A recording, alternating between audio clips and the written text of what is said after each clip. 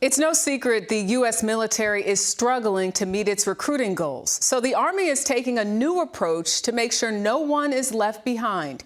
In tonight's Eye on America, CBS's David Martin shows us the boot camp of second chances.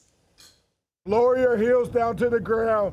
The recruits are up before dawn at Fort Jackson, South Carolina. Over the top of the elbow and kind of pull with the right arm. But this is not your father's boot camp.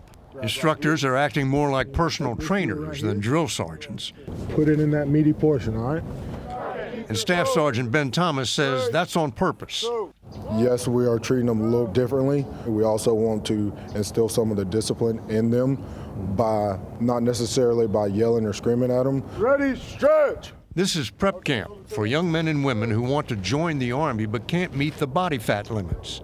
They came to Fort Jackson to lose weight and qualify for the real boot camp.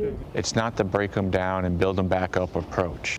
Lieutenant Colonel Dan Hayes is in charge. We're meeting them halfway to help them achieve the standard, to give them the opportunity to serve alongside of us. The Army started the boot camp last fall because of a drastic 25% shortage in recruits, due in part to the fact that most young people do not meet the basic physical and mental qualifications to serve. We got 17 and 2 over 7.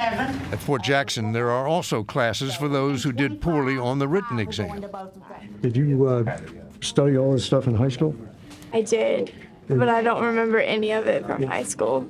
Like others in this class, Kelly France's final years in high school were spent learning remotely because of COVID. It's a lot harder with the teacher in front of you instead of doing it on a computer.